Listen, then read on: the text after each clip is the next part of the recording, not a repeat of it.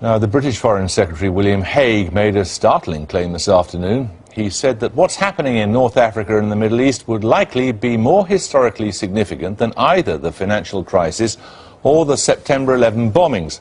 He claimed the demand for freedom was universal and governments which tried to resist it were doomed to fail. In a masterstroke of timetabling, a few hours later, the Foreign Minister of Saudi Arabia emerged from a meeting with David Cameron to say how very much his government supported the UN resolution on Libya. Here's some of Mr. Hague's speech.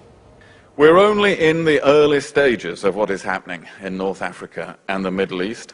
These events are already set to overtake the 2008 financial crisis and 9/11 as the most important development of the early 21st century, and are likely to bring some degree of political change, I think, in all countries in the Arab world. It is a historic shift of massive importance, presenting the international community as a whole with an immense opportunity. We believe that the international response to these events must be commensurately generous, bold and ambitious. Well, we're joined now by Rory Stewart, the MP and former Deputy Governor of part of Iraq, and also by the neoconservative author Douglas Murray. Now, is he right that this is bigger than 9/11, bigger than the financial crisis, what we're seeing here? I think it's hugely big. It's very surprising. If you were betting, I guess, 3 months ago whether we'd be doing these kinds of interventions, whether this kind of stuff would be happening, the money would be against it. You'd think that after Iraq and Afghanistan, the end of a period of intervention had come. So I think this is a very startling event. Do you think he's right?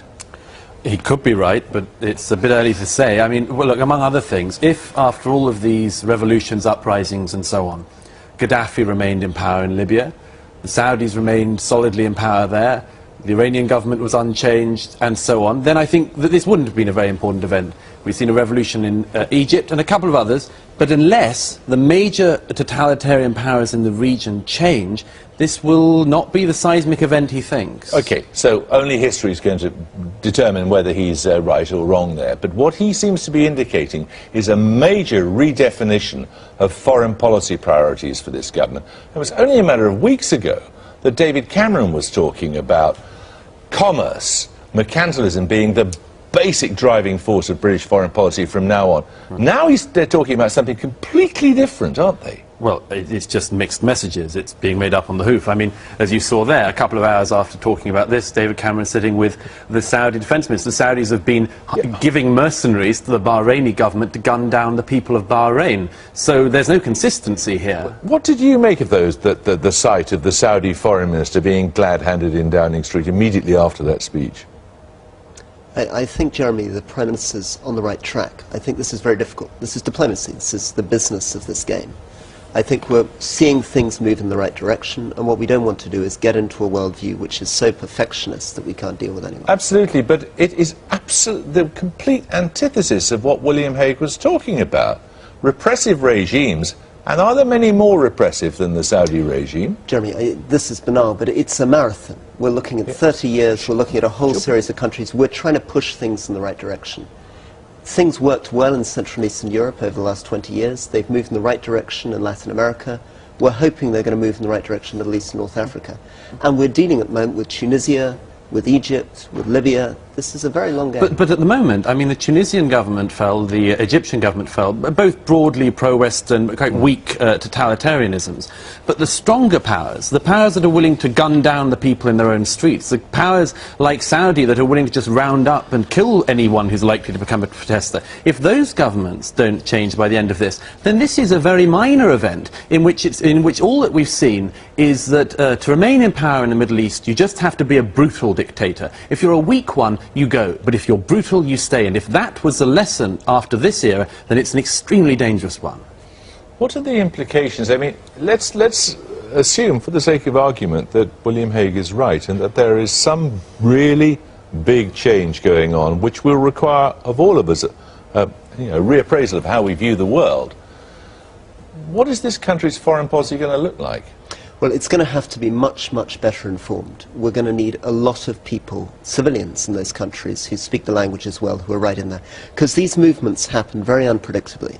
Generally, you can't predict, but you have to respond very quickly. And I'm worried that we've lost a lot of that infrastructure over the last 30 years. So if we're going to be serious about foreign policy, we have to invest in the Foreign Office. Does it require us also to give logistical, perhaps even military support to those who are seeking these changes? I think sometimes it does, but I think the most important thing is we're on a tightrope. You've got Srebrenica on the one hand, Bosnia and all the horror of that, and on the other hand you've got Iraq. And we've got to somehow find that very, very narrow path where we can show that we're on the side of progress, but we don't get ourselves mired in horror.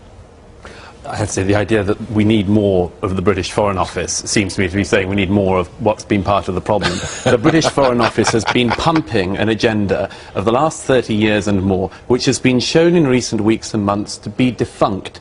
The Arab peoples don't want it. They don't want totalitarian dictators propped up by Western powers. They would like democracy. And if this government is on the wrong side of that change, as it has been in Bahrain, as it is in Saudi Arabia and elsewhere, then I think that they're going to realize they're on the wrong side of history. At a political level, it's also fascinating, isn't it? Because Cameron seems to be embodying rather the reverse of Obama's reluctance to get involved in Libya because he wants to concentrate upon domestic affairs.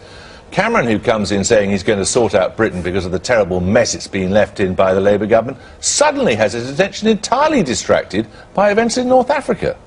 I think, in a sense, we're closer to North Africa than President Obama is. This is right on the other end of the Mediterranean. And I think it's also good that Europe is responding to this, rising. I just saw the Norwegian, Danish ambassadors today. It's very, very interesting.